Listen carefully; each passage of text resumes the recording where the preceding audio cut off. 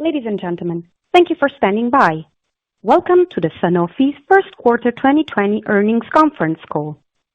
I would now like to turn the call over to Felix Loescher from Sanofi Investor Relations. Please go ahead, sir. Thank you. Good morning and good afternoon to everyone on the call. Thank you for joining us to review Sanofi's first quarter results. I hope everyone is safe and remaining healthy during these unprecedented times. As usual, you can find the slides to this call on the investors page of our website at sanofi.com. Moving to slide 2, I would like to remind you that information presented in this call contain forward-looking statements that involve known and unknown risks, uncertainties, and other factors that may cause actual results to differ materially. I refer you to our Form 20-F document on file with the SEC and also our document d'enregistrement universel for a description of these factors. With that, please advance to slide 3. Our speakers on the call today are Paul Hudson, Chief Executive Officer, Bill Sibold, Executive Vice President, Specialty Care, Sanofi Genzyme, and Jean-Baptiste de Chatillon, Executive Vice President and Chief Financial Officer. Paul will review the first quarter business performance. Bill will provide an update on Dupixent in the quarter, and Jean-Baptiste will then review the financials. After concluding remarks, we will close with a Q&A session, during which we will be joined by the members of the Executive Committee. With that, I'd like to turn the call over to Paul. Well, good morning and good afternoon to everybody. Let's take a moment to look at how we're dealing with COVID-19 as an organization first. One of the most overused words is unprecedented. And it is certainly overused, but these are very complicated times. And I think we are responding incredibly as an organization. I couldn't be more proud, actually, of the response of each and every one of Sanofi's more than 100,000 employees. Everybody's stepped up to the plate. Everybody's putting the patient at the heart of everything we do, despite the challenges. We have, clearly, like most companies, reinvented how we work during this Q1. And strangely, that's almost perfectly aligned with what we outlined at the Play to Win strategy meeting back in December at Capital Markets Day. We're fully remote. We'll continue to function. We're recruiting patients for studies. We're delivering on our objectives. We've let go of some of the old behaviors, which, as a new CEO in a wonderful organization that I've described as a hidden gem, it's been a privilege to see how we've blown away the politics and are just focusing on trying to do our very best across the business and in COVID-19. As for manufacturing and supply, we've mobilized our unique strengths and kept 100% of our sites operational and leveraged our global sourcing in order to avoid any product shortage. We've had careful and meticulous business continuity planning, which has allowed us to continue with our studies and enabled our field force to be fully digitally engaged and with physicians and with healthcare professionals in general. In fact, just to add, our own organization has completed over 500,000 hours of digital training, which has been a good use of their time during this crisis and will stand us in good stead as we modernize the company going forward. We've done this whilst offering our gratitude and our support for the safety and effectiveness of over 20,000 employees who work every day on our industrial sites across the world. We've added to that a premium to thank them for their work in providing these essential medicines through difficult times. So COVID-19 has allowed everybody in the organization to focus on the behaviors that are essential for our strategy. And it's clearly not the setting we would like to have chosen to accelerate the culture change in the company, but we must take advantage of that to do the best for those patients who need our medicines now and those that we think will need our medicines in the future. So what about our fight right now? We take on this responsibility to fight COVID-19 by investigating therapies for patients right now. Now, clearly, both Kevzara and hydroxychloroquine were medicines that weren't specifically intended to fight COVID-19. And whilst they don't form a large part of our future in terms of any benefit from doing this, the critical thing was mobilizing the organization to make sure that if they did have some application, that they were inventories were built and we were ready to do our part. You know, we will do our best to protect the public in the future with 2 vaccines. I'll come to those in a moment. But right up front, We're looking for Kevzara to work in patients hospitalized with severe respiratory complications, and we'll get the data on that imminently. Whilst it's a long shot, it's the very least we can do to try and follow the biology and other experiences across the world from investigators. We're also supporting the WHO with their Solidarity trial, in addition to the 2 Sanofi-sponsored trials evaluating the antiviral effect of hydroxychloroquine. And we've offered already 100 million doses to around 50 countries, pending demonstrating that we have an effect. And last week, we announced that we would partner with Luminostics on a home diagnostic for COVID-19. And we hope that could even be available as soon as Q4 this year. Why do that? Well, there's a lot of companies and academics working on COVID-19 testing, very few working on at home. We think that the new normal in 2021 will require people to be able to test at home if they get symptoms, they're unsure, or they just want to overcome any type of anxiety. And we hope a test that takes somewhere between 5 and 30 minutes will enable that. So developing 2 complementary vaccine approaches is a huge opportunity for our organization. I want to try and outline where we are and what it could mean for helping the globe get back to a new normal later next year. As early as, I think it was February the 18th, we announced a collaboration with BARDA to develop a protein antigen vaccine candidate. And in late March, we added a second program to develop an mRNA vaccine candidate with our collaboration with Translate Bio. Now, there is a lot of activity in the vaccine sector, and I think the WHO last count was 76 active COVID-19 vaccine projects. Let's be really honest. Very few of the sponsors of those 76 programs have the expertise or the capacity to produce a vaccine at the required scale. Sanofi Pasteur, as one of the world leaders in vaccine, is probably one of the very few companies with significant expertise and scale. Well, unprecedented challenges also require us to think even bigger, and therefore we entered into a collaboration with our partner GSK, an unprecedented alliance of 2 vaccine giants. And, it's interesting to partner with what has been on many times a competitor, but we need to do this together. Our protein antigen approach is based on Sanofi's licensed baculovirus expression platform. That's the basis for Flublok, so it's proven. In addition to our proven technology and experience, we'll also leverage prior development work on a SARS vaccine that has demonstrated encouraging immunogenicity in animals. GSK, for their part, will contribute the approved pandemic AS03 adjuvant, which they will be able to manufacture at a large scale. That in itself is incredibly important. Existing manufacturing capacity in place today for up to 600 million doses, and looking to double this, aiming to have over 1 billion doses available by mid-2021. We're planning to initiate clinical studies in Q4 2020 and aiming for approval in mid to second half of 2021. Our mRNA vaccine approach provides a second shot on goal based on innovative technology with the potential for accelerated development. Now, others have moved into the clinic with mRNA vaccines faster, but even with significant funding from BARDA, it's unclear how soon other mRNA vaccines can be produced at an industrial scale required to protect the public. Our collaboration partner, Translate Bio, has significant investment in mRNA capacity in place today already that can be applied towards the vaccine. And we're scaling up from a current capacity up to 360 million doses by H1 2021. And we target initial clinical studies Q4 20, aiming for approval in late 21. I can't stress enough on that point. The debate has been about vaccines. We're confident that we will get there. There hasn't been enough debate about ability to make billions of doses. And for the record, we have 10,000 people producing over 1 billion doses right now of our own vaccine portfolio. This is not easy to do. We do it to an incredible standard. And I think we're going to play a major part in one of these 2 approaches, if not both, to get us back to the new normal next year.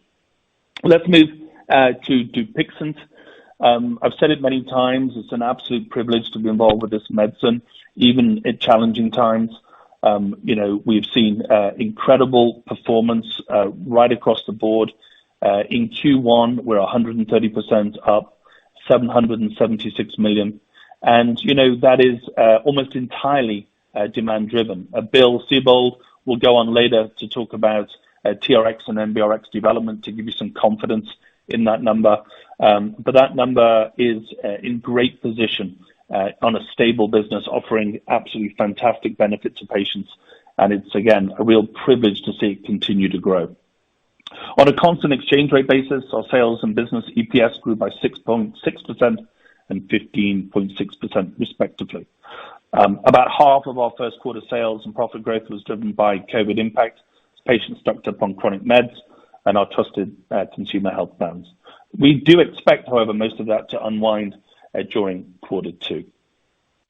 Our focus on efficiencies also delivered strongly, with OPEX down 2.9% versus Q1 2019. So overall, in terms of the fundamentals to take us to where we need to go on our commitments post Capital Markets Day, we are in good shape. Our new GBU structure delivered in Q1. We're settling into the new rhythm. Of course, we've done a lot of it remotely and virtually, which again are great learnings for us going forward. Specialty care performed particularly strongly, led by Dupixent, but we also saw good growth across other key franchises. In general medicine, we saw moderation in sales decline, notably in diabetes, and vaccines delivered solid growth despite a tough comparator from prior year. We can comment on that later. Consumer health unit saw consumer stocking more than offset the anticipated headwinds. So let's go a little bit into specialty care, up 31% with growth across the franchises. We expect roughly a 3 percentage point contribution from COVID overall. Give you some more detail on that now. Dupixent, again, was the star performer, continued to grow well in excess of 100% year on year. As Bill will describe in a second, Dupixent growth was almost entirely due to demand and not related to COVID buying. Maybe a word on Sarclisa. We launched in the US just before the lockdown occurred. Full launch is expected after the crisis, so we're being, appropriately conservative with our deployment between now and then. Aubagio was disproportionately affected by COVID buying. Specialty pharmacies relaxed restrictions a little, and we're allowing MS patients to stock up or refill early. We would expect this effect to unwind in quarter two. Rare disease tends to see order phasing impacting individual quarters, and this quarter was no exception also, with some contribution from COVID buying in Europe. Maybe now I'll hand to Bill, because it's important, I think, to get a deeper understanding of why we're confident in where Dupixent is through Q1 and why we're confident in where we go from here. Bill, over to you. Great, thanks, Paul. As you said, Dupixent performance was strong in Q1, adding again nearly 100 million euros in sales versus the prior quarter. And this was despite the impact from copay assistance programs in the U.S. that typically affects Q1 sales each year. As you can imagine, we have analyzed our 776 Q1 sales performance very carefully for any COVID-related stocking impact, including longer scripts. And our assessment is that for Dupixent, the impact is negligible. So I'm pleased to say that global growth of 130% versus Q1 2019 reflects underlying demand. This strong global demand was seen across all three main indications of AD, asthma, and nasal polyps. And we're also pleased with our ex-US performance, now contributing greater than 20% of worldwide Dupixent sales. Obtaining approvals of new indications and widening the addressable age group is implicit in our 10 billion euro sales goal, and we're pleased to report that all key regulatory milestones are on track. The most near-term milestone is the FDA action date at the end of May for 6 to 11-year-olds with moderate to severe AD. In a moment, I will share the data we recently presented from the supporting study. Looking a little further ahead, we expect the Part A readout from the pivotal Phase 3 study in eosinophilic esophagitis in the second or third quarter, followed by the pivotal asthma readout in 6 to 11-year-olds in the fourth quarter. And lastly, for our line extensions we discussed last quarter are underway. Next slide. This slide shows the supporting pediatric data I mentioned on the previous slide, which we believe supports Dupixent's best-in-class profile. On April 5th at the Revolutionizing Atopic Dermatitis Virtual Conference, or RAD, we presented data from our pediatric study in the 6 to 11-year-old group. This data further reinforces Dupixent's safety profile, which is already established in adults and adolescents. The children studied in the trial had suffered with AD for most of their life, with the majority of their body covered by lesions. After 16 weeks, about 3 times as many children on Dupixent and topical corticosteroids achieved skin clearance and reduction in pruritus or itch compared with topical corticosteroid alone. We believe this data really matters to prescribers, and we look forward to the FDA regulatory decision in this age group with a PDUFA date of May 26th. Next slide, please. I know you all will want to hear about how the COVID crisis is impacting Dupixent, and I'll try to address this for you on the next couple slides here. Let me remind you that the type 2 pathway is not involved in viral defense mechanisms, and the selective blockade of IL-4 and IL-13, which drive the efficacy and safety profile of Dupixent, does not suppress the immune system. Importantly, this is increasingly recognized by HCPs, and recent market research indicates that Dupixent's MOA is a preferred systemic option by prescribers in the challenging current environment. The data shown here supports that HCPs are comfortable not only to maintain, but also to initiate patients on Dupixent during the COVID crisis. This data refers specifically to AD therapies.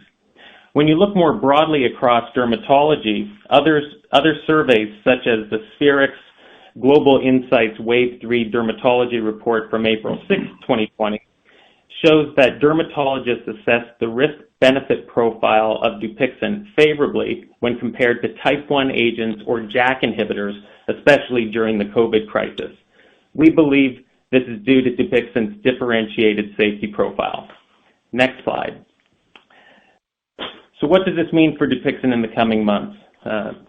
This is an unprecedented situation for all of us, so forecasting is challenging, but I'll share our thinking on the dynamics for Dupixent in the coming months based on our market research and the data and trends that we've been observing in recent weeks and days. Dupixent total prescriptions have been resilient, and there are several factors that give us confidence that this will continue to be the case. At-home administration and no requirement for lab monitoring are clearly an advantage in the current situation. Around 80% of dermatologists are extremely comfortable continuing patients on Dupixent therapy via telemedicine, and we are seeing no change to length of prescriptions, so the TRX dynamics are unchanged and not inflated by patient stocking. Inevitably, COVID-19 has resulted in slower new patient additions in recent weeks. Overall, we see about a 60% reduction for in-person doctor visits, and this is only partly compensated by increased telemedicine. This is expected to result in a slower rate of new patient starts. Importantly, we are still gaining new patients, and MBRXs are currently running at 86% of what they were between February 14th and March 6th, reflecting pre-confinement levels. So in other words, MBRXs are down 14% versus pre-confinement levels. Looking forward, we're confident that patient additions will normalize once patients are being seen more regularly by HCPs. So to conclude, patients are continuing to receive Dupixent during this unprecedented time, and as the situation eventually eases, we expect new patient starts to normalize. Paul? Thanks, Bill. Thank you very much. It's incredible. I mean, it is a superb medicine, of course, but to see MBRX just down, 14% versus pre-confinement. I think IQVIA just released some data that it was minus 42%, if I remember correctly, on average across therapeutic areas. So Dupixent continues to defy the normal thinking, testimony to its efficacy and safety profile. So thanks, Bill, for giving us the detail. Let's move now to general medicine. The sales decline moderated to below 4%, and I think this speaks to the resilience of our portfolio, incidence, of course, chronic therapies globally. we would assume that GenMed saw about a 2 percentage point contribution from COVID-related buying. Many established medicines, so a little bit extra stocking. Diabetes saw a year-on-year decline moderate to 1.2%, the lowest level in more than 3 years. And whilst I accept that there may have been some additional buying, it's great to see that we are starting to see what we outlined at the end of last year, the beginning of the trough of our business, and we can start to think about bottoming out and coming back. Established products showed modest growth outside of China. China, of course, was impacted by the VBP. I'll come to this in a moment. And looking ahead, we expect inventory build to reverse in Q2, as Jean-Baptiste will discuss later. We also made good progress on our Play to Win strategy, streamlining and simplifying our portfolio through divestment of Seprafilm and the restructuring of the Praluent agreement, which was executed.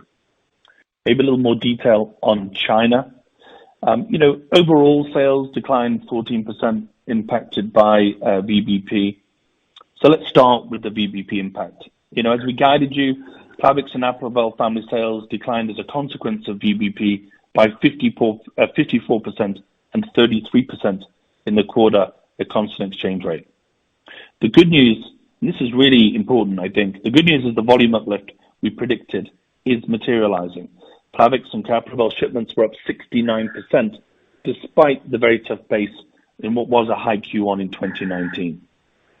Encouraging, especially as we look into next year and price impacts will wash out. The COVID impact in China has been mixed. Chronic disease treatments up strongly on longer prescriptions and patient stock build, whereas hospital drugs have been a little bit more negatively affected. The non-VBP part of our China business, including vaccines, grew at 15%, which speaks again to the resilience of the current portfolio. The future of our business in China is building a specialty franchise, and it's on track. Praluent launched in March, Dupixent under review for AD, and additional launches planned this year, including Fabrazyme and Aldurazyme in rare disease. Switching gears to vaccines, which delivered solid growth despite a tough year-on-year comparison. In Q1, we saw growth of 3.7% against exceptionally strong Q1 last year, where sales were up 20%. And let's not forget that included a 450 basis point contribution from phasing in Japan. So the 3.7% is just the beginning, and we're excited about the rest of the year for vaccines. Marginal impact of COVID, almost neutral, to be honest, as uptick in flu demand was offset predictably by a reduction in travel vaccines as restrictions came into effect. Overall, very pleased with the performance, which puts vaccines on track to deliver. Pentaxine up 33% in China as inventory build-up ahead of the reopening of point of vaccination centers at the end of February, and seen rapid recovery post-lockdown. And in flu, ready for expected higher demand in second half based on greater public awareness of vaccination benefits. So there is also a little bit, we think, maybe an opportunity as early or accelerating availability in Fluzone high dose for the elderly following an expected Q2 approval. We're getting some very positive signals there. On to consumer health. So sales up 4.2%, and this includes approximately a 6 percentage point contribution from COVID-related pantry loading, as customers trust our over-the-counter medicines when dealing with the crisis situation. Now, the main benefit from our customer stocking is seen in the cough and cold and pain categories, driven by especially strong demand in Europe. Of course, we don't have the scale of that business in the US, so it's European-driven, notably the household name brand Doliprane in France. Our Q1 performance reflects the anticipated headwinds, including the effect from the Zantac voluntary recall in the fall of last year and the portfolio cleanup. You won't see on the like-for-like that unwind until we get closer to Q3, the Zantac piece.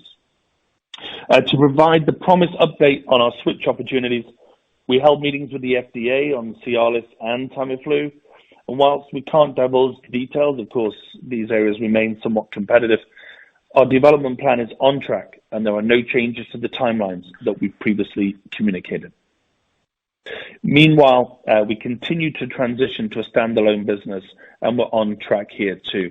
Remember, going back to Capital Markets Day, we said our real focus for consumer health was to unencumber it, to put the agility back into it, and to be accelerating our growth through the remainder of 2020, with the expectation of being close to our on-market growth before the end of the year, if possible.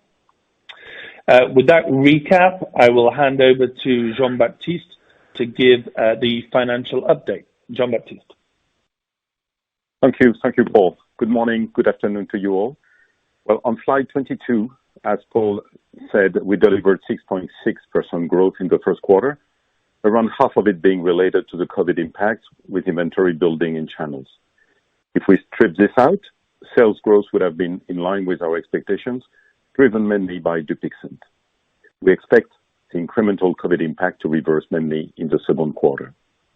When we move further down the P&L, we again delivered P&L leverage, helped by the incremental revenue impact and by our efficiency initiatives. As a consequence, BOI grew by around 16% in the quarter, and our BOI margin increased by 220 basis points. Similar to sales, you should consider that broadly, half of the increase in BOI margin resulted from the various impacts due to the COVID crisis. Importantly, we delivered on our savings in the quarter as we continue to work towards our targets of 2 billion savings by 2022. As a result, our G&A and R&D lines reflect efficiencies of 2.1% and 4.3% respectively in the quarter. Among the other lines, I would draw to your attention the operating income and expense on the associate lines, both of which increased significantly versus the prior period. OI reflects our accounting for the Regeneron monoclonal antibody alliance. Here, the outflow in the quarter increased to 243 million versus 75 million in Q1 2019, as the collaboration further improved profitability. I remind you, the net figure includes three components: a share of profit of on loss to Regeneron, reimbursement of commercialization expenses incurred by Regeneron, and the reimbursement by Regeneron of our development cost. Regarding the associates line, the increase reflects our equity accounting share of Regeneron's profit, including a true-up in Q1 2019 for actual reported results. Slide 23 takes a closer look at our cost line. Beginning with gross margin, we saw a decline of 80 basis points at constant exchange rates, despite productivity gains and the strong growth of specialty care. The decline was mainly due to price reduction in China on Plavix and approval as a result of the VBP. This impact will continue through 2020. On OPEX, combined G&A and R&D declined by 2.9.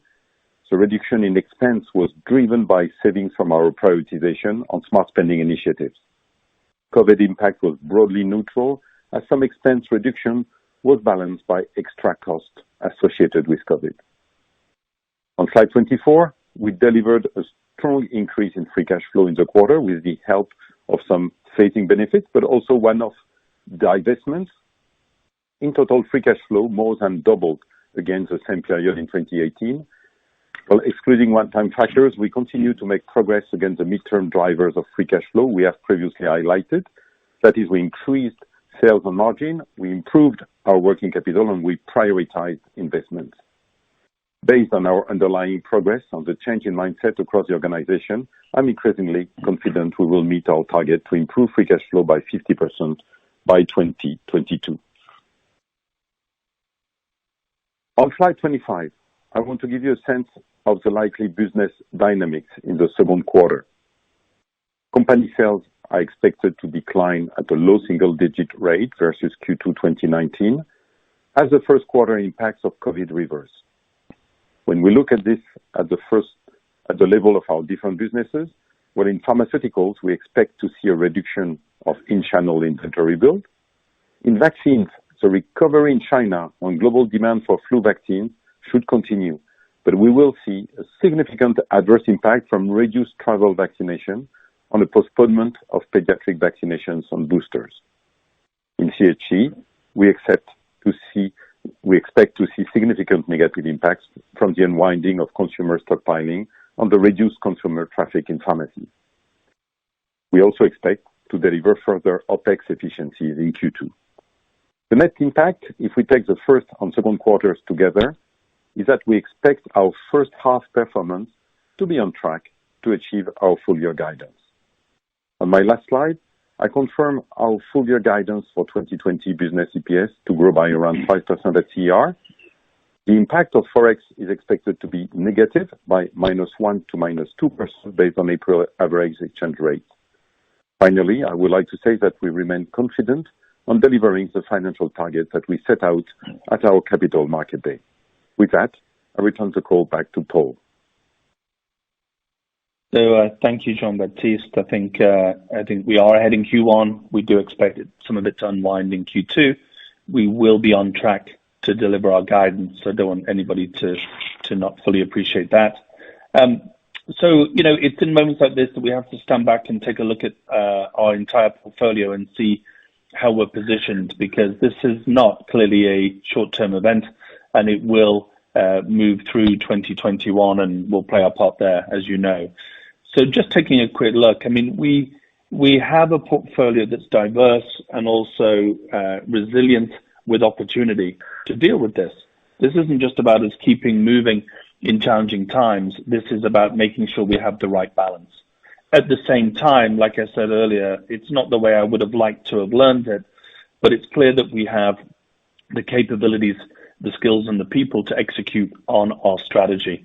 I would also add that the speed element, which is we're going to keep after things return to some type of normal, I think will be an advantage because of we have a backbone of entrepreneurial DNA that I think is unique and hard to replicate in other places. Dupixent, of course, in specialty is going to be the pillar, delivering major benefit across a range of inflammatory-mediated diseases. And I think Bill mentioned it, without suppressing the immune system. Whilst that was always the case, it's going to become an increasingly more competitive advantage given new entrants that can't make that claim.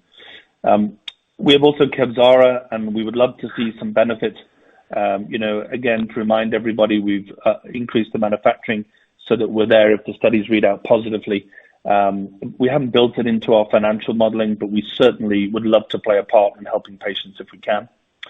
As for Gen Meds, we have this broad range of chronic disease treatments and a global portfolio of essential medicines, which will help lift the standard of care in emerging countries, and we think will be essential. And vaccines, what can I say? A world leader with a differentiated flu portfolio, and we're leveraging our know-how and manufacturing capacity.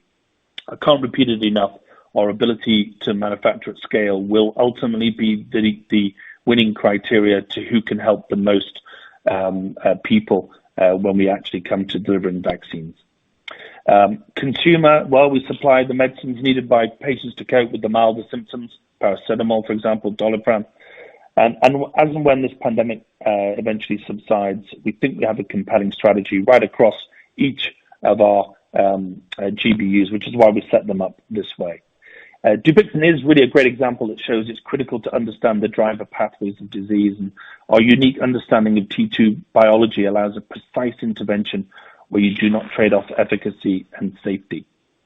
So I just want to move a little bit to the BTK. We hosted a call yesterday, first time for us to do something on that scale. We put it out there to present some balanced scientific reflection on our phase 2 data in MS for the BTK 168. About over 1,000 people connect. It just shows us when we move towards these new tools courageously, we can move incredibly quickly. We also know that we think we have this unique dual mechanism of action, not only just on the periphery, but inside the CNS. And I think we went a long way to demonstrating that yesterday. Of course, we haven't had the phase 3 programs, and we'll have somewhere in the region of 4,000 patients involved in those. And that's going to be significant itself. There was an expression used for those that were on the call yesterday that this may end up being best in disease, not just best in class. And we can see that being a real possibility. After even a short period of time, a 90% reduction in lesions in phase 2. And if our phase 3 data looks good, I think we will be more than competitive for the injectable or infused anti-CD20s. We know almost without exception that when efficacy is as good as, patients will always choose oral. How BTKI 168 potentially impacts the underlying mechanism, I touched on this a little bit, but I think we have a chance to go after being the first real treatment truly effective in progressive forms of the disease, and more to follow on that. So I think perhaps I'll move to just a little bit of pipeline momentum to finish my last slide. There is excellent momentum building in R&D. I can feel it. I feel it in the conversations. I can see where we're accelerating. We've touched on it already, but we delivered on our promise with the POC data for the BTK. We have delivered the virtual presentation of our pediatric Dupixent data, and of course, the Sarclisa US approval. And in the upcoming quarter, you can expect multiple approvals across specialty care and vaccines. Look out in particular for Dupixent and pediatric AD, of course, and the expansion of our differentiated flu portfolio in Europe and the EU approval of Sarclisa. Also expect several important pivotal trial readouts, including the ANKEMA study for Sarclisa and the avoglucosidase alpha in POMP and cemiplimab in basal cell carcinoma. By way of a final word, I'm looking forward to our R&D Day event on June the 23rd, where, the headline should be nice and clear for everybody. We aim to tell you what makes Sanofi R&D unique. It'll be a virtual event, of course, because of what we face. But I think, once again, an opportunity to show you some of our bench strength of some of our science, to get connected to more people from our R&D because of the virtue of being virtual. And we're already becoming increasingly more proud of what they're working on. So to close, the message you've heard today is, I think, a clear one. We are absolutely executing on our play to win strategy. We're taking a leadership position in managing and combating the COVID pandemic. We are on track to deliver our financial targets for 2020 and beyond. With that, Felix, over to you to start the Q&A. Thank you, Paul. We will now open the call to your questions. As a reminder, we would ask you to limit your questions to 2 each. Thank you. Operator? We will now begin the question and answer session. Anyone who wishes to ask a question may press star and 1 on their touchtone telephone. You will hear a tone to confirm that you have entered the queue. If you wish to remove yourself from the question queue, you may press star and 2. Participants are requested to use only handsets while asking a question. Anyone who has a question may press star and 1 at this time. The first question from the phone is from the line of Graham Parry from Bank of America. Please go ahead.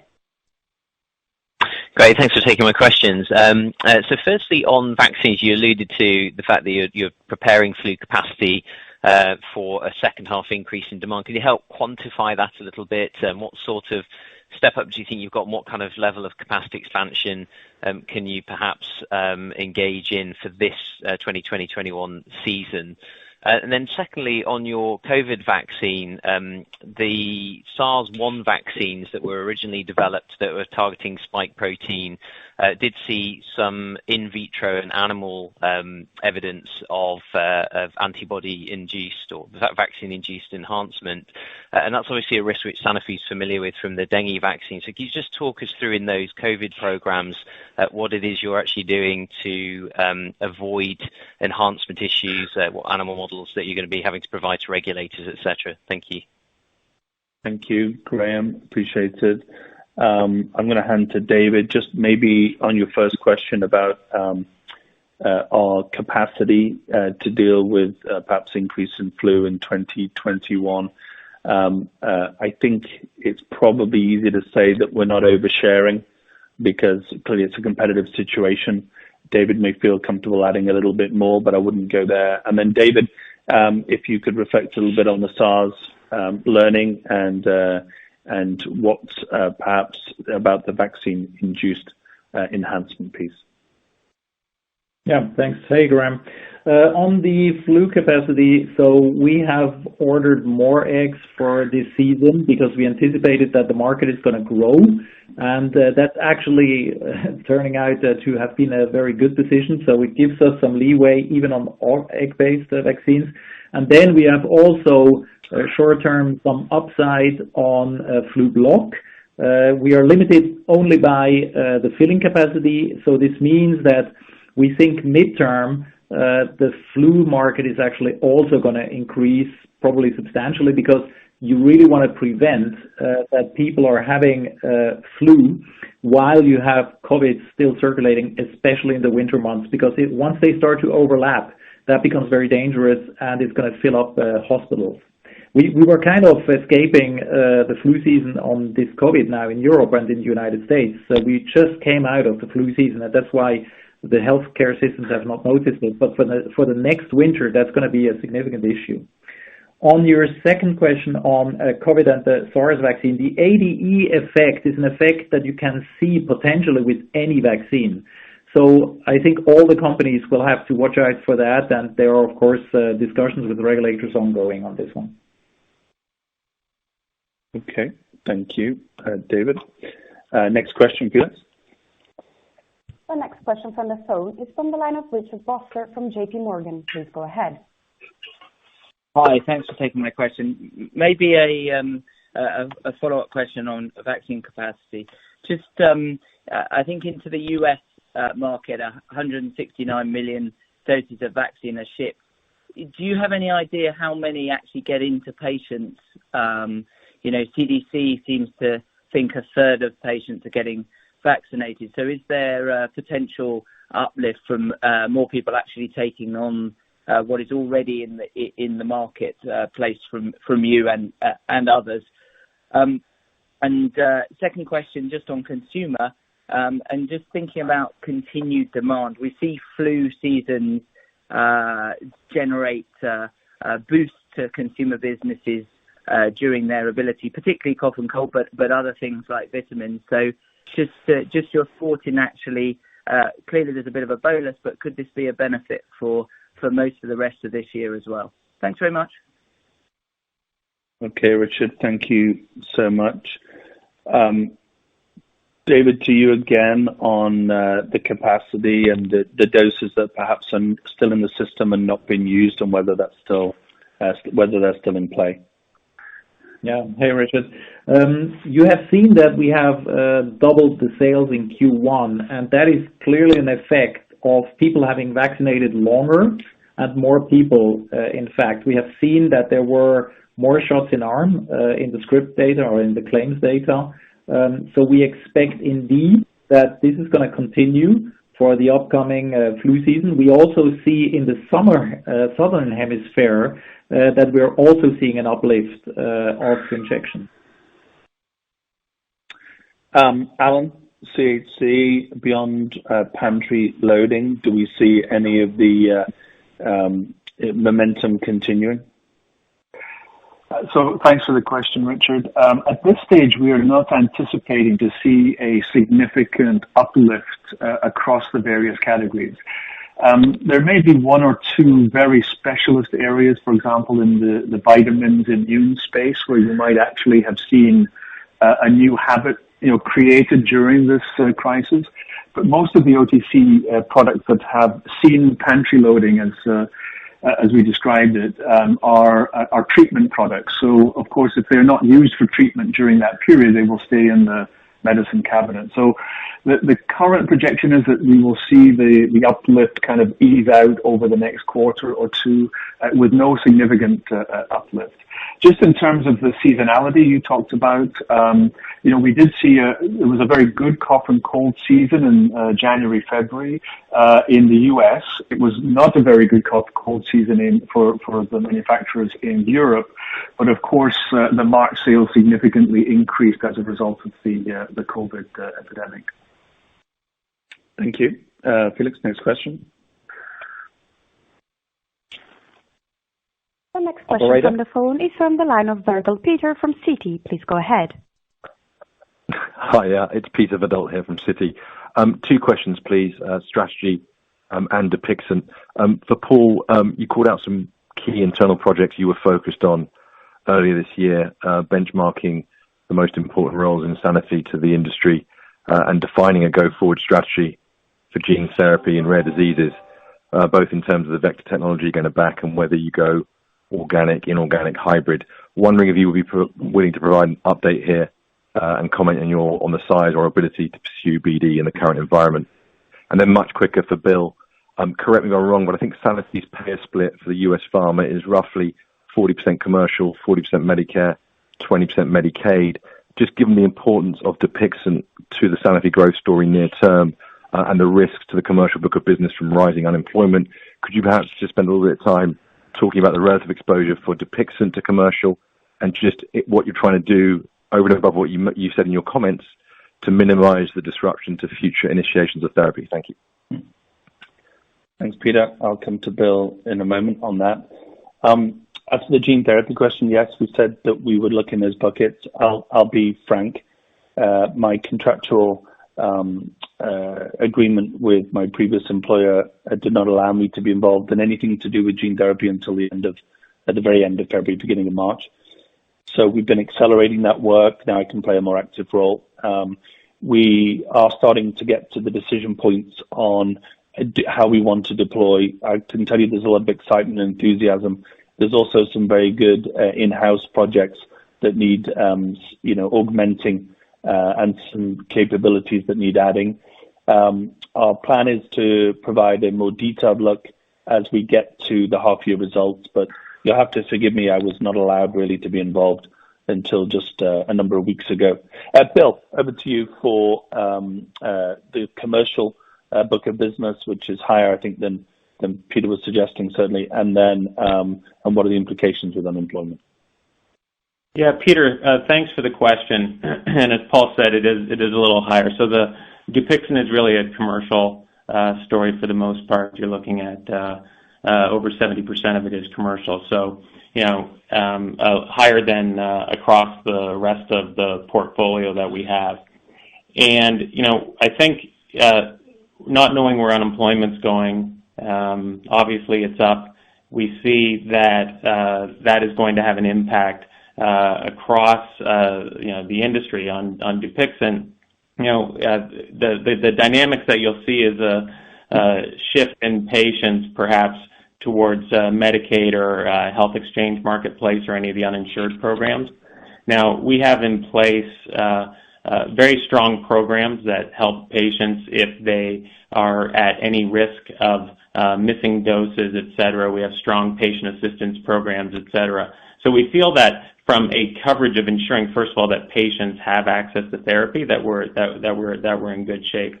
I think it's at this point too early to tell how many patients are going to end up making that shift, and we know it's not a real efficient shift at this point. So if somebody's going from commercial to Medicaid, just in general across the industry, because of the unemployment, it's not an instant effect that takes place.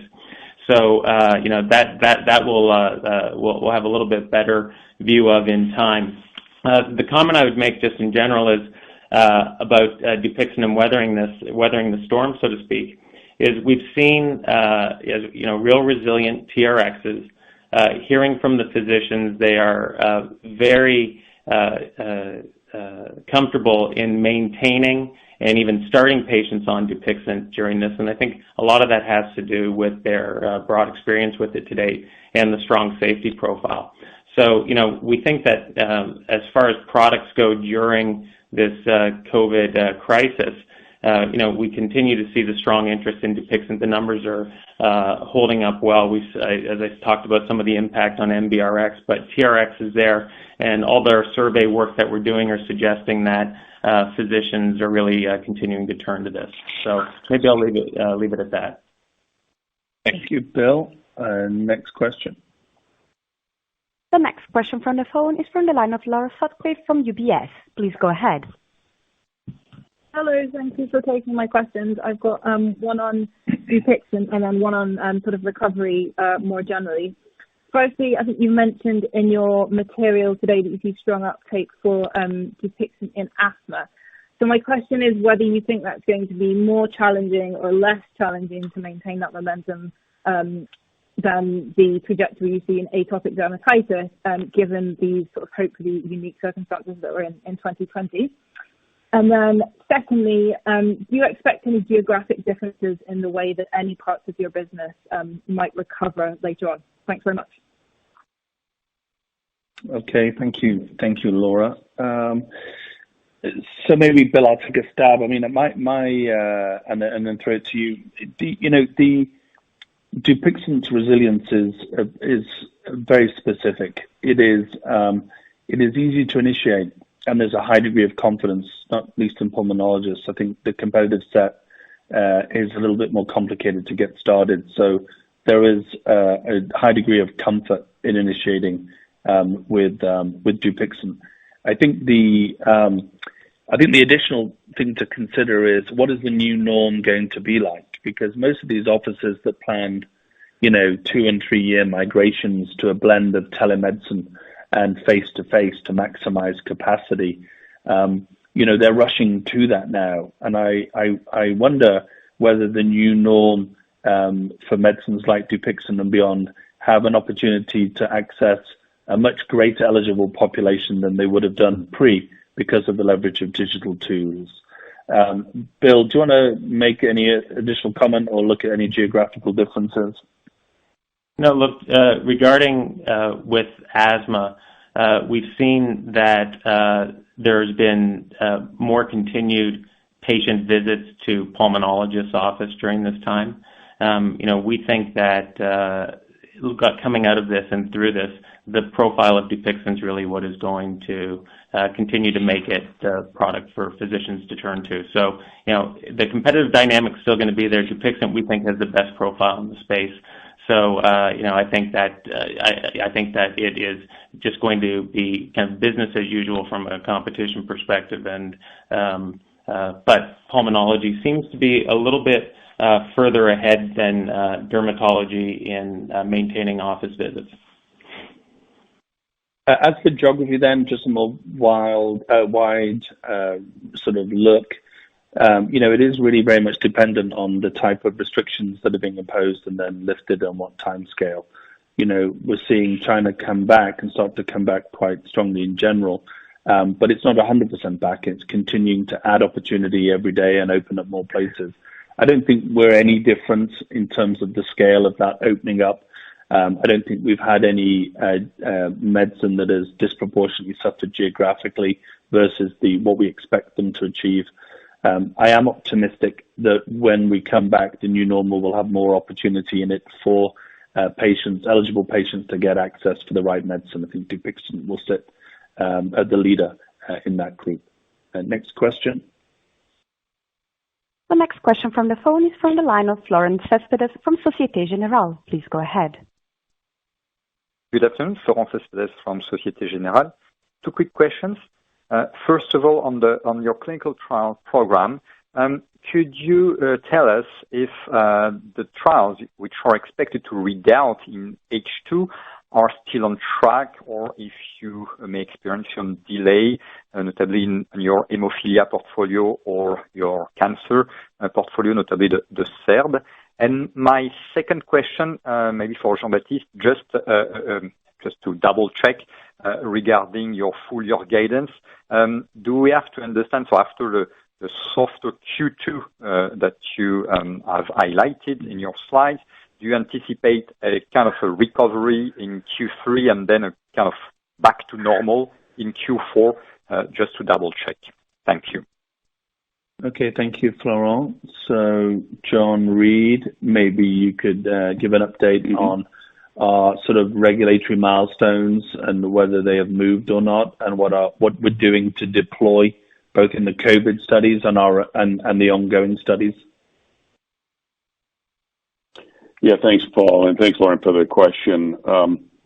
Well, I would say, this has been certainly a moment of pride for me as the head of R&D to see how our team has stepped up. Our clinical development team has done a heroic job to both start randomized clinical trials for purposes of exploring drug repurposing opportunities for combating COVID-19, as well as to keep patients on study where our pipeline molecules are concerned. And, just to give some examples, first I would mention the speed with which the clinical development and ops team have executed on the COVID-19 studies. They've started 3 randomized clinical trials, 1 for Kevzara, 2 for hydroxychloroquine, with record speed from concept to first patient randomized in just 3 weeks. Then, second, with respect to the ongoing pipeline, we've been using a variety of digital tools and adopting new ways of working. And our team have managed to keep more than 90% of patients on study, and they've managed to continue recruiting patients to ongoing studies. The methods used to achieve this progress, of course, they've been a diversity of things, but they've included direct-to-patient shipping of investigational products, organizing in-home infusion of IV drugs to avoid visits to medical centers, using telemedicine for patient assessments, conducting site visits virtually using video conferencing, conducting remote site inspections using smart glasses, and just shifting with agility to clinical sites located in geographies that are less impacted by the pipeline. I would also say that supplying the trials with investigational product, we've managed to keep our CMC teams working on-site, and thanks to their heroic efforts by the CMC team, no Sanofi studies have suffered an interruption of investigational product supply. Our drug supply chain staff have also worked overtime to package, label, and successfully ship the products to the study. So altogether, we're in pretty good shape. There are some studies where the ability to recruit new patients has been slowed, but with few exceptions, we're on track to deliver the programs that we featured in the capital market days. Paul, if we have time, I could hit a few of the milestones of the first quarter in terms of the pipeline's progress. Yeah, I think, you might, I think if I remember correctly, the question also include fitusiran component. Maybe you could just mention where we're at on that. Yeah, so in hematology, fitusiran, we have 4 ongoing phase 3 studies. 2 of those are now fully enrolled. The other 2 are very close to being enrolled. We're down to just a handful of patients. I think it's 2 for one and 8 for the other, something like that. The team have been, pushing that forward. With BIV001, we have the study is 85%. Moving into the phase 3 is 85% recruited. We have not yet started treating patients with the investigational product. We're extending the run-in period where you establish a baseline annualized bleeding rate before starting the new therapy.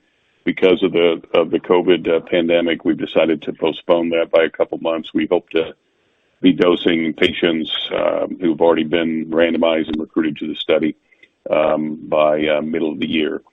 And I would also say, with continuing the theme while we're on hematology, and JMO, our complement pathway and antibody, sutimlimab, the BLA has been submitted for cold agglutinin disease, hemolytic anemia, with the FDA. It's also been filed in Japan, and we also have achieved the recruitment. We fully recruited the follow-on randomized study for that same indication. So, overall in hematology, we're progressing well. Thanks, John. So we're not really expecting to miss any of our pre-stated deadlines. And if the situation continues and we slow down a little using the new tools, we expect to accelerate and catch up to be on or ahead.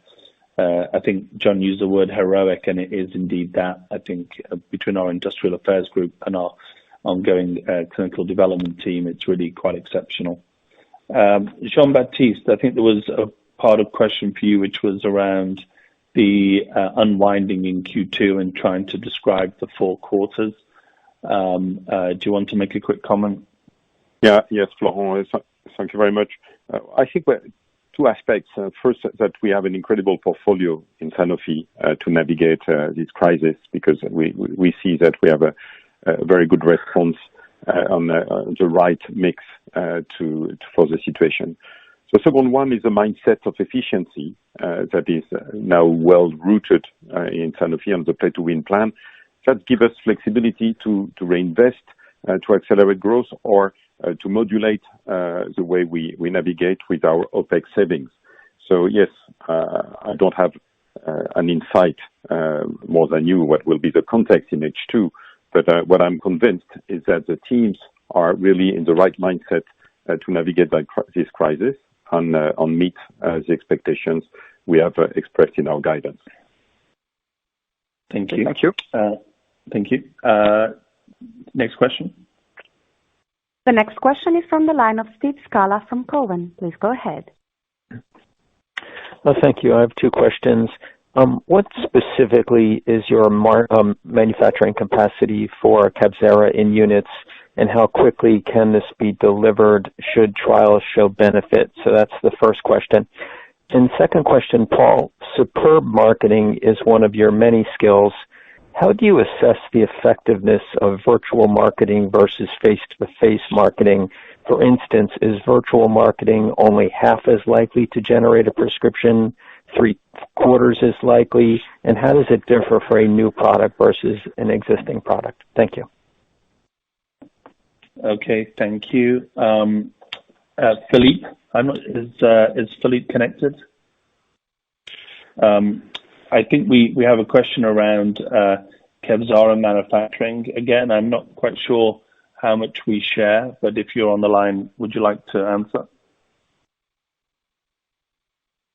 Okay, so Philippe is not on the line. Okay, I apologize. So, we had worked extensively, of course, providing enough treatment for the rheumatoid arthritis population and beyond. And, we finished the medicine here in Europe, taking drug substance from the US.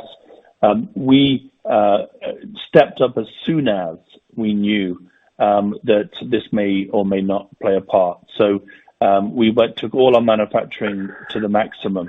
Now, this is a biologic, of course, so we would be in the hundreds of thousands of people that could be treated and not in the millions. But we would be in a good position, I think, for critical patients if that is what indeed the evidence says. We'll have to wait and see what the outcomes are to see whether we have the right efficacy and then look at the type of patient and know what the needs would be, whether we can match the needs. Your other question is an interesting one, Steve, about marketing and digital marketing. There's sort of two aspects for it, I guess. The first one is, there was always an underappreciation for digital marketing, but it was basically on both sides. Remember, physicians were not always craving it, at least we thought in that moment too. And I think we all sort of come around to realize in this new world that the appetite for healthcare professionals to get information digitally has also increased exponentially. I think we've always weighted, if that's the right word, the digital contact at a lower impact ratio to the face-to-face. I think we all believe that the ideal is a blended mixture of high touch, what we call high touch and high tech, digital and face-to-face over time, which should allow us, by the way, if these practices stick with us, to be more efficient, to lower the overall cost to serve a healthcare professional, or to broaden our reach at the same cost. And I think we're optimistic about what that could mean for us delivering on our BOI objective and yet still maintaining a world-class service to those that require it from us. Okay, so next question. The next question from the call is from Thibault Boutherin from Morgan Stanley. Please go ahead. Yeah, thank you for taking my questions. I have a couple. First one on capital allocation and in particular on the consumer healthcare space. So we are seeing a consolidation in consumer healthcare, and we are seeing a streamlining of conglomerates. Would you consider acquisitions in the space, in particular kind of mid-large size acquisition, or would you consider that this would be too disruptive in the context where you are carrying out this business and given the need you have to invest in the pharma pipeline? Second question is on operating costs. There is an assumption that the COVID-19 situation, lockdowns and travel restrictions will lead to some level of cost savings across organizations. So based on what you are seeing so far, do you expect this cost saving to be material? And are there other areas where costs have had to increase due to the pandemic and that we may be overlooking? And is there any aspect of your productivity initiative that could be accelerated, delayed, or eventually canceled because of COVID-19? Okay, I missed the last question, Thibault. Sorry, I couldn't hear you, the last part of your question. Oh, okay, sorry. The last question was on just operating costs and basically the positive impact potential from COVID-19 due to the lockdown restriction and so on. Yeah, okay. And there any potential additional costs because of COVID that we are missing? Okay, all right, got it. So maybe I'll just give you a sharp answer to the consumer health question. You sort of asked it, then answered it yourself, I think. We outlined at Capital Markets Day that we wanted to unencumber the business, make it standalone, put the agility back into it, let it make its own decisions, and to move at a higher speed with an ambition of getting back to and then beyond industry growth rates, hopefully by the end of the year. I think our focus is really on that. And I think, that takes enough energy, and we think we have enough in hand to do that and to get to a very good place. Jean-Baptiste, in terms of OpEx, opportunities, savings, anything that you want to add that you didn't mention earlier? Yes, I just can add some colors to what I was saying. We have, of course, some less cost because of traveling, or maybe in country because sales reps are not traveling either. But the bulk of the cost is still there. And by the way, in the first quarter, a lot of our, for instance, plane transportation was already booked without possibility to be cancelled. So, and it was balanced by extra cost of trials, mask, reimbursement to employees to go to work, help for their children to be looked after. So there were plus and minuses, but it's not really material in the Q1. Looking forward, I think your point is very interesting because I see a lot of opportunities to boost our plan to achieve the 2 billion by 2022, and that's what we are working on. Thank you, Jean-Baptiste. Next question, Felix. The next question from the phone is from Geoffrey Porges from SVB Leerink. Please go ahead. Thank you very much for taking the question. A couple. First on Dupixent, very strong quarter. Congratulations. But perhaps a few delays in the NBRXs. So could you tell us how you are tracking to your $10 billion target, 10 billion euro target, given that trajectory? And then secondly, on the R&D side, just a couple of logistics questions. Is the IL-33 still ongoing in asthma? Second, have you thought about Kablivi, or for that matter, sutimlimab, as a treatment for COVID, given what we're learning about the inflammatory syndrome? Thanks. Okay, thank you, Jeff. So, John, I'll come to you on the Kablivi sutimlimab piece. I'll take a stab at the first part, Bill. We haven't drawn a direct line from Q1 NBRX to 10 billion.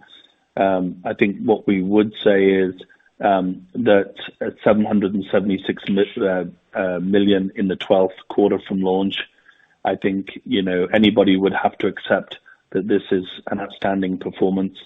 And if we continue to amass, albeit a slightly lower rate right now, but better than industry and better than almost any other medicine, NBRX, TRX are strong growth. You'll have seen the data already in April that it is also holding up. So, our 10 billion aspiration is built on that, of course, and having a best-in-class profile, safety and efficacy.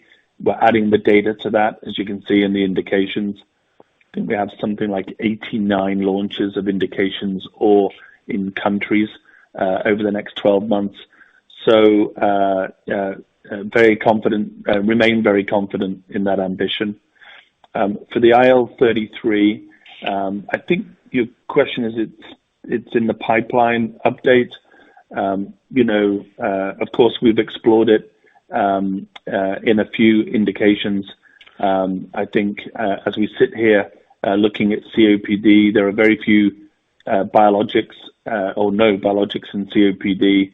I know the team is taking, because it's such a heterogeneous patient population, is taking a look at some subgroup data to decide when and if we push on, because we can add some value. And I think if we can add some clinical value, we will. And that's in the works. Bill, anything to add to those 2 points? Nope. Regarding the Dupixent, absolutely confident in the ambition of this product. Great, thanks. Yeah, good. Well, Bill, I mean, they may be the best statement we've heard the whole call. Thank you for that. Me too. John, Cablivi, sutimlimab, COVID-19. Yeah, Jeff, thanks for the question. I think more and more there's an appreciation that there's a vascular component to the COVID story, when at least it comes to patients who are experiencing the more severe forms of the pathology. Whether those agents would be the right solution, however, I think is to be debated. At least what little I think the scientific community knows about it, and then thinking about the specific mechanisms of Cablivi and sutimlimab and Gymo, we don't see necessarily a great fit there. So we're not planning to conduct repurposing studies at this point. I think maybe a broader question is even for the general medicines project that we have that are antithrombotics, whether some of those might be considered in the medical management of some of these patients, given the emerging appreciation for the vascular component. Good. Thanks very much for answering the question. Yeah, no, thank you. Thanks, Jeff. Next question. The next question from the phone is from the line of Bart Kayer from Goldman Sachs. Please go ahead. Hi, good afternoon. 2 questions, please. First, I know you guys have been kind of a bit conservative in talking about the flu capacity for the year.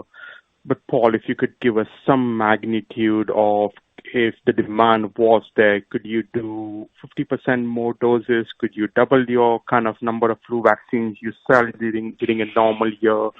Any kind of magnitude would be helpful. And then secondly, Paul, in your opening remarks, you described the Kevzara opportunity as a long shot. This is for COVID-19, obviously. Just wondering if that is based on any kind of early data you might have seen, or was it just being cautious given you haven't done a full kind of phase 1 for Kevzara in this indication? Thank you. Thank you. David, why don't we take another crack at flu capacity for this season? Okay, you might have missed it at the beginning, the question of Graham. It goes very much in the same direction. We do not give details on the flu capacity. What we can say is that we do have an upside on egg-based, but also, of course, on flu block. The only limiting factor on flu block that we have to further scale it up is short-term, the fill and pack capacity. We're working on this. And then midterm, we have, of course, more capacity, especially also coming from flu block, but we are also opening up a new vaccine plan for flus on high dose next year in the United States, and that factory can produce for the whole world.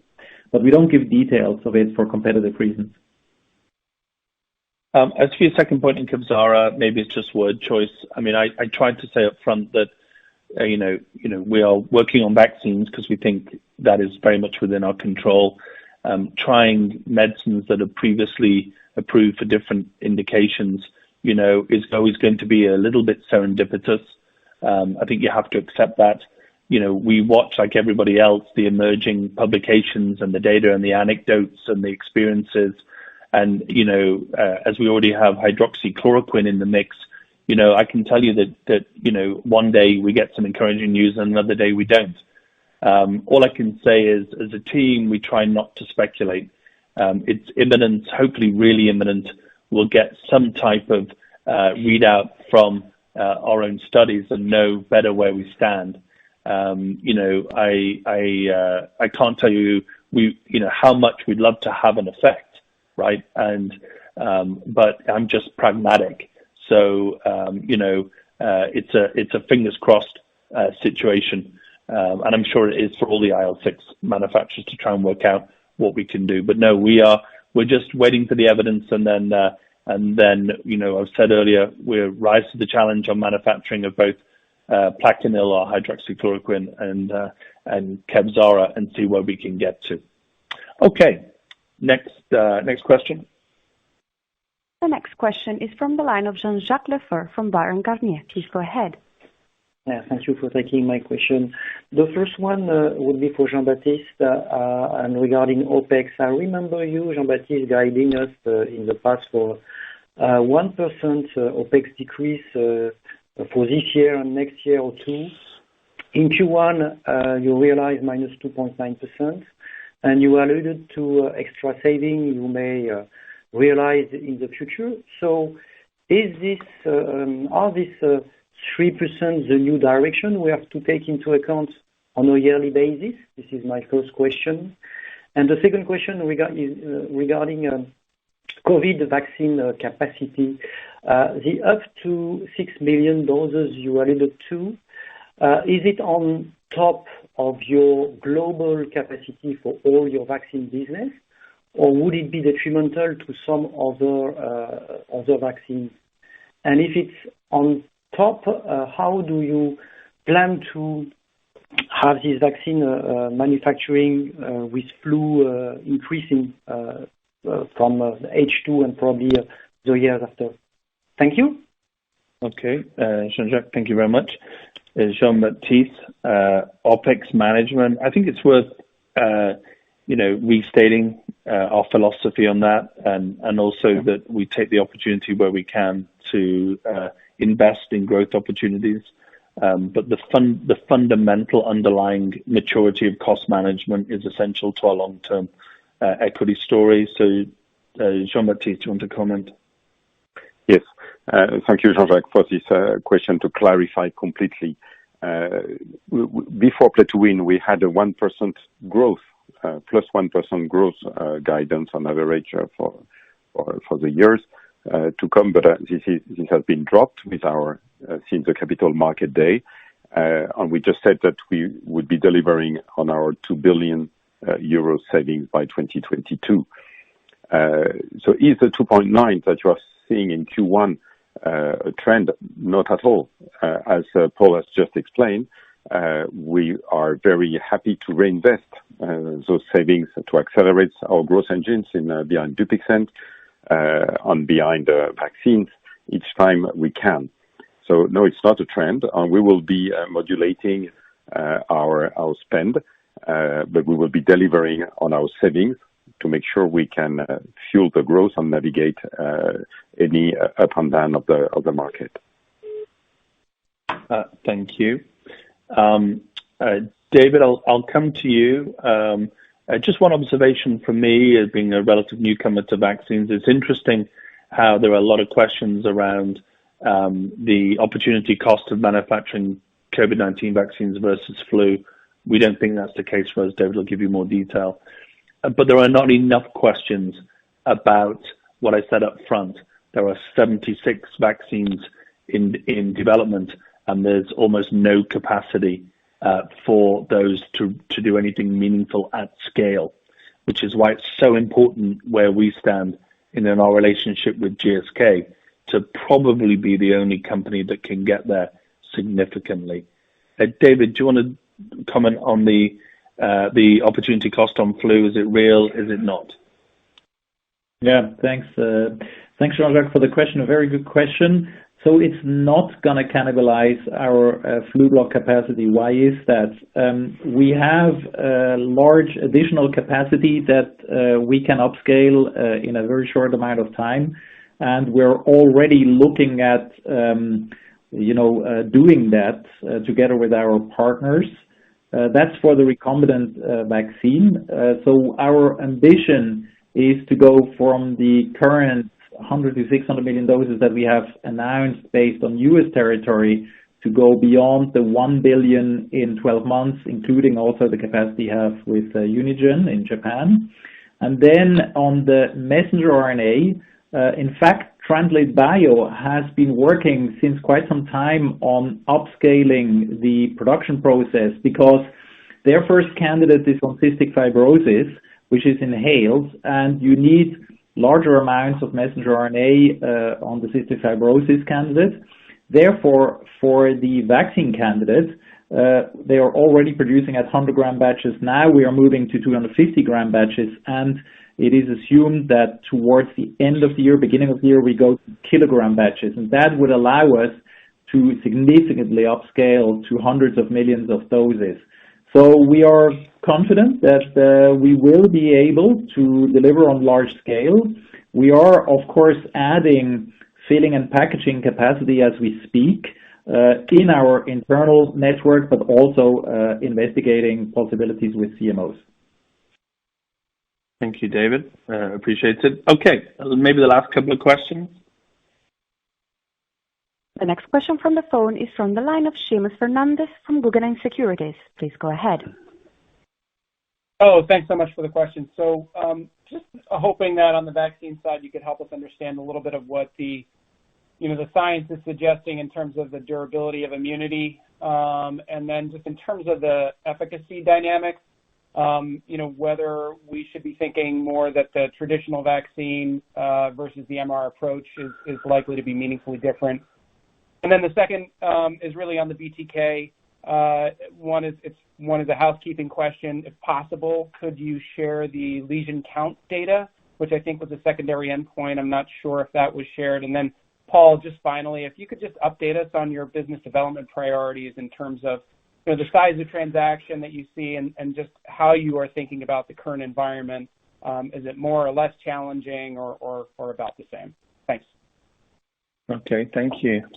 Well, you're finishing strongly there, Seamus, with a number of questions. So, David, maybe I'll come to you on the first two. John, feel free to add if you'd like to, but aspects on durability of immunity and then likely winner between traditional approach and mRNA. So thanks for the question. It's really a very complex question to answer right now because we're just at the beginning of it.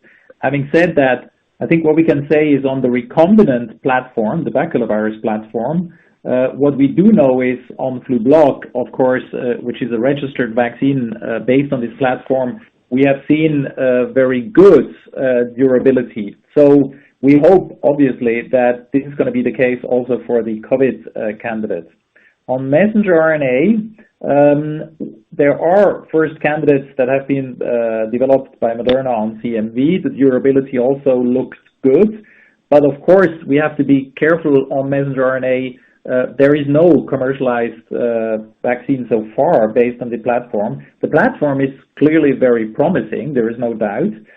We have also, as I announced before, the collaboration with Translate Bio, but we just need to stay humble and we need to see phase 3 data. And the same applies to the efficacy. So it's too early to tell. Thanks, David. As for your second part of your question, the BTK lesion count, haven't shared that data yet. We will do in the future. There'll be, quite a lot of news flow as we go through the next congresses, etc., whatever form they're in on that. What I can say, however, is I like the enthusiasm of the question. We talked about it a little bit yesterday and a little bit in the opening today, but, we really do think we're going to have best in disease. And all of those things, including lesion count, will become important. 4,000 patients in phase 3 studies.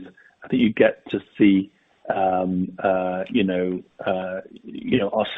seriously we intend to go after this. As for BD priorities, we are, as you would imagine, active in many fronts. Whilst it is challenging times from a pandemic, it doesn't change our strategic interest in a number of opportunities. We'd like to think of adding some cool science to augment or amplify existing pipeline assets. On a call as recently as yesterday about this. So, we'll continue to try and make progress and deliver that. You asked me sort of my own level of prioritization. It is more focused on adding to the science and earlier in discovery and development than later. I think we have enough to navigate the next few years and to manage our commitments through 2025 and then some. So really building out the pipeline earlier is going to be an area of priority. It's not a surprise, but it's just the truth of it. Maybe last question, Felix, if you feel we have time. If not, feel free to stop me there. Yeah, okay. Unfortunately, we are approaching the full hour. We know we have a lot of questions still on the line, but operator, last question, please. The last question from the phone is from the line of Vimal Kapadia from Bernstein. Please go ahead.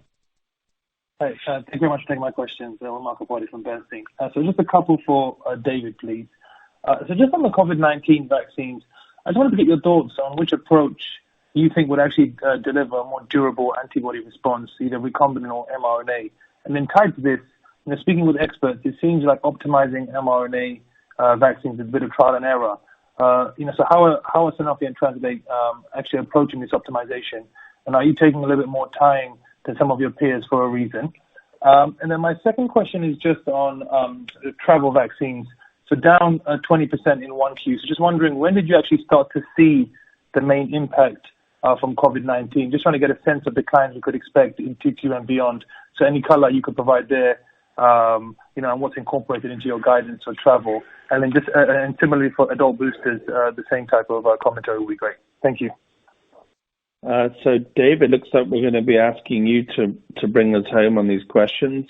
First of all, on durability again, if you want to recap that. But the mRNA optimizing is an interesting one. Particularly when you look, with the experience in the companies that have it and what the opportunity could be for us as a standout, even if later. Yeah, thanks, Vimal. On the optimizing, being a trial and error, of course, as I said before, messenger RNA is still a young technology in vaccines. So I think there is, like in all research, a little bit of a trial and error in there. Messenger RNA itself is not the whole recipe. You also need the lipid nanoparticles, and that's something that we're trying to optimize as we speak. So yes, we're taking a little bit of time to do that. Regarding the travel vaccines, clearly the Q1, the impact was relatively soft because you remember that really travel restrictions started to hit, I would say, kind of second week of March. So clearly Q2 is going to be lower and Q3. Now we all don't have a crystal ball when travel is going to start picking up again, so that's a bit hard to say, but our assumption is that the upside we see on flu is probably gonna, compensate for the downsides that we have on travel and potentially on boosters because people see their doctors less. If the confinement measures are being, lower than people can come back and go and see their doctors again, then travel and boosters are going to start normalize very quickly, and there might, for boosters, certainly be a catch-up opportunity as well, like we see already for pediatrics, where there's a lot of catch-up ongoing already in China after the opening up again. So that's where we are. So we still stick to our guidance of mid to high single-digit growth. Okay. Great, thank you very much. Thank you. If we have a last question, if it's a yes or no answer, we're happy to take it. If it's a short one, Felix? Yes, the next question is from Dominic Lunn from Credit Suisse. Please go ahead. Hello, it's actually Jo Walton, and it's a broader question which you might like to finish with. I'm just thinking of the legacy of this coronavirus. Do you think, and given the fact that you've got an unusual geographic mix, you've got much more exposure to emerging markets and rest of the world than some of the other companies. Do you think as we go through next year, we should be thinking of governments with less money having to be more restrictive and more price pressures, rather like we had after the financial crisis in post 2008, 2009? Or do we think of healthcare as the new military spending and everybody actually wanting to spend more on healthcare and you benefiting? Thank you. Well, thanks, Jo. What a great question to finish on, a comparison to military spending. I can only give you a view at this point. Clearly, none of us have a crystal ball on that. What I can tell you is that sentiment towards the company, at least, and perhaps even the industry, has changed a little in terms of people coming to us, relying on us quite heavily in terms of trying to find solutions to repurpose medicines, to accelerate vaccines. So I think how we've responded has been a good moment to show that, you know, we are trying to do the right thing, we are purpose driven, and we do want to collaborate. So I think some good will come out of that. How that sustains us, given what for many countries will be some of the most difficult, you know, economic circumstances they've ever faced, we will see. I think we stand or fall by the value we deliver of our medicines, and I think I tried to touch on it earlier, but our portfolio is a good mix of resiliency and innovation, which we think is going to play a disproportionately positive role in returning life to normal. We think that will still be rewarded, so we're confident in our longer term guidance. With that, thank you to everybody. We confirm we're on track for 2020.